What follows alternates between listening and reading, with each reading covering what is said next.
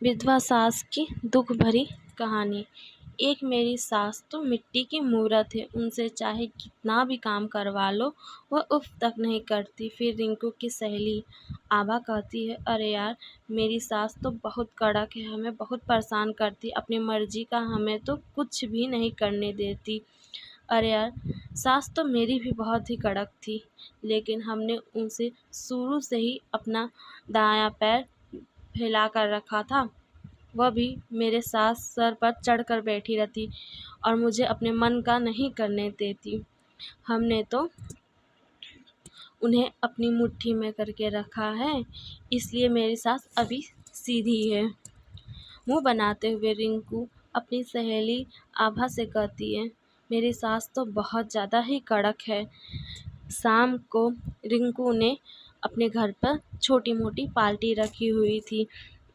अपनी अपनी सास से काम करवाकर रात को अपनी सहेली के साथ किटी पार्टी में खूब मज़े ले रही थी। इधर रिंकू की सास मेघा जी थक हार कर दिन भर काम काज में व्यस्त, सब कुछ अपनी बहू उसकी सहेलियों की बातें सुन सुन के निराश हो चुकी थी। फिर वो निराश हो चुकी थी, लेकिन बेचारी कुछ नहीं कर सकती, क्योंकि रिंकू बहुत ही ज़्यादा गर्म मिजाज की लड़की थी। अगर सास कुछ कहती तो वह पूरे घर को अपने सर पे उठा लेती थी। उसकी आवाज़ सुनकर पड़ोसी भी घर में इकट्ठे हो जाते थे।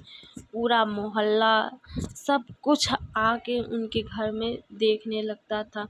इसलिए मेघा जी नहीं चाहती थी कि वह कुछ बोले और इनको बहू पूरे मोहल्ले के चिल्ला चिल्ला कर इकट्ठा करे। मेघा जी की शांति से जीना चाहती थी, इसलिए बेचारी कम खाकर शांतिपूर्वक दिन भर काम करती रहती। इधर पार्टी तो चल रही थी और सीधी सभी अपनी अपनी सास की बुराइयां करते हुए खूब मज़े ले रही थी। कुछ देर बाद पार्टी ख़त्म हो गई। सही सब अपने अपने घर चले गए। इधर मेघा जी का 7 साल का पोता ट्यूशन से घर आया। मेघा जी ने उसे भी खाना पीना खिलाकर दिया। बेटा भी ऑफिस से घर आ गया, उसने भी मेघा जी ने उसे भी खाना पीना खिला दिया। फिर खाना पीना खिलाने के बाद अपने बेटे को दूध भी दे। रिंकू तो पार्टी करती रही, इतना थक चुकी थी कि बेड पर सभी सामान फैला पड़ा था, लेकिन उसने कोई फर्क नहीं पड़ता, वह जैसे तैसे जाकर लेट गई। कुछ देर बाद रिंकू को भूख लगने लगी। अपनी सास से बिस्तर पर ही खाना मांग लेती और मज़े से ही खाना खाने लगती। रिंकू का हर हमेशा किटी पार्टी रखती रहती थी। बार बार रात में सारा सामान बिखरा पर पड़ा छोड़कर सोने चली जाती। फिर अपनी सासू माँ से कुछ देर बाद बिस्तर पर ही खाना मांगने लगती थी। खाने मज़े से खाने लगती थी। मेघा जी ही घर का सारा काम किया करती थी। बेचारी वो भी बहुत ज़्यादा ही थक जाती थी। तब मेघा जी का भी बड़ा मन करता था कि काम काज करके थक जाने के बाद आराम करने का, लेकिन बहू रिंकू मौका देखते ही हमेशा काम थमा ही देती थी और यह कहती थी कि अपना खर्च उठाना है सासू माँ, तो घर का सारा काम तो करना ही पड़ेगा आपको। मेघा जी के 2 बेटे थे, राजा और मोहन। मेघा जी ने पति की मृत्यु 20 वर्ष की से पहले ही हो गई थी। उसके पति का नाम महेश। उनका सूरत में बहुत बड़ा बर्तन का फैक्ट्री था और घर पर अचानक दिल का दौरा पड़ने से वजह से उनकी मौत हो चुकी थी। तब से मेघा जी अंदर से टूट गई थी।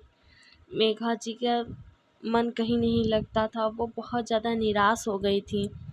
अब दोनों बेटे की जिम्मेदारियां अकेले मेघा जी पर आ गई। बेचारी क्या करती, पूरा दुकान बेच बेटे की पढ़ाई में पैसा लगा दिया। दोनों बेटे पढ़ लिख कर अच्छा नौकरी प्राप्त कर लिए।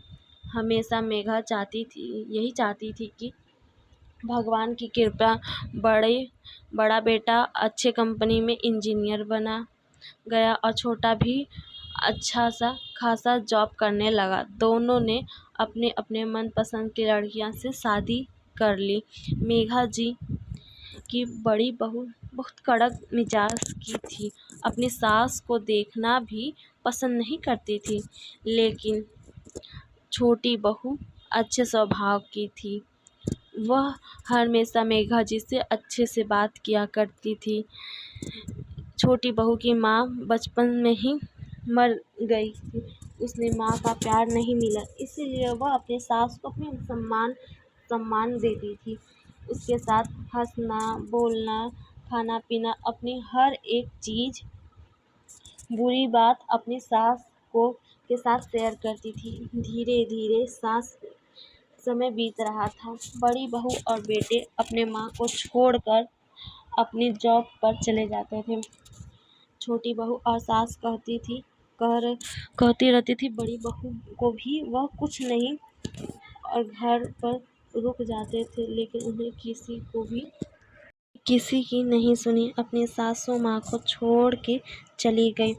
तो छोटी बहू और भी ज़्यादा ध्यान रखती थी माँ जी का, उनको किसी चीज़ की तकलीफ ना हो। वह हमेशा यह तो अच्छा हुआ कि अम्मा ने अपनी बड़ी बहू की सारी बातें सुन ली थी।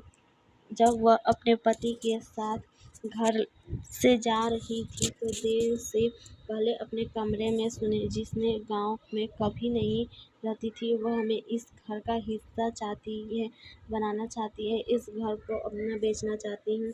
यह पूरा घर और छोटे भाई को तुम हिस्से में बंजर जमीन दे देना। इतना सुनते ही अम्मा को लगा जैसे पैरों तले जमीन खिसक गई। अब अम्मा ने भी अपनी चालाकी शुरू कर दी। बड़ी बहू बेटे के साथ ही इधर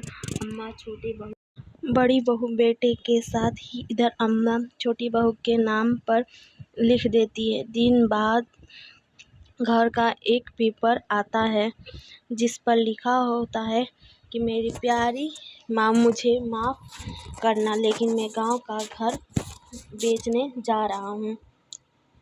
मैं अपना ठिकाना ढूंढ लीजिए। अपनी पूरी तैयारी कर ली, पेपर भी बनवा लिया है। अपनी छोटी बहू से भी यह कह देना अपना बोरिया बिस्तर समेट लें, घर से निकल जाती हूँ। अभी अम्मा मुस्कुराते हुए कहती है कि यह तो भगवान का लाख लाख शुक्र है कि मैं अपने बड़े बेटे और बहू की चाल को समझ चुकी थी। जमीन का और घर छोटी बहू के नाम कर चुकी हूँ। तुम दोनों हाथ पर हाथ